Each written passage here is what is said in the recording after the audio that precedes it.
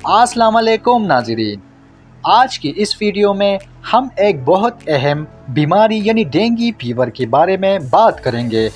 ہم جانیں گے کہ ڈینگی کیسے لگتا ہے، یہ کس مچھر سے پھیلتا ہے، اس کی کون سی ٹیسٹ ہے جیسے کہ IgG، IgM اور NS1، اس کی علاج کیا ہے اور سب سے بڑھ کر کن احتیاطی تدابیر سے ہم اس بیماری سے بچ سکتے ہیں۔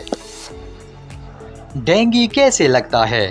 ڈینگی ایک وائرس کی بیماری سے جو ایڈیز ایگپٹی نامی مچھر کے کاٹنے سے لگتی ہے۔ یہ مچھر عام مچھر کی طرح رات کو نہیں بلکہ صبح اور شام کے وقت زیادہ کاٹتا ہے۔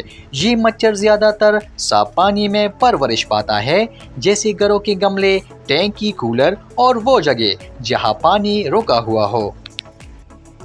چلیے دوستو، اب بات کرتے ہیں ڈینگی فیور کی بلڈ انویسٹیگیشن کے بارے میں۔ Number 1، NS1 antigen. یہ ٹیسٹ بیماری کے پہلے 1 سے 7 دنوں میں کیا جاتا ہے۔ اس سے پتہ چلتا ہے کہ وائرس جسم میں موجود ہے یا نہیں۔ نمبر 2، IgM اینٹی باڈیز۔ یہ ٹیسٹ ڈینگی کے لگنے کے تقریباً 5 دن بعد سے لے کر 2 سے 3 ہفتے تک مثبت آتا ہے۔ اس کا مطلب ہوتا ہے کہ مریض کو حال ہی میں ڈینگی ہو چکا ہے۔ نمبر 3، IgG اینٹی باڈیز۔ یہ ٹیسٹ مثبت آتا ہے جب مریض کو پہلے کبھی ڈینگی ہو چکا ہو۔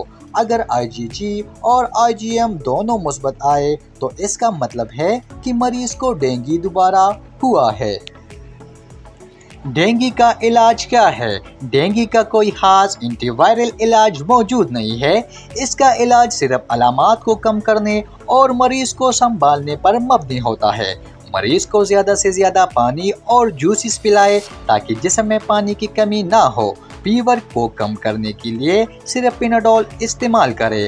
ایسپرین یا ایبوپروفین جیسی دوائی منع ہے کیونکہ یہ خون بہنے کا خطرہ بڑھا دیتی ہے۔ اگر پلیٹلیٹس بہت کم ہو جائے یا مریض کو خون بہنے لگے تو اسپتال میں ایڈمٹ کرنا بہت ہی زیادہ ضروری ہے۔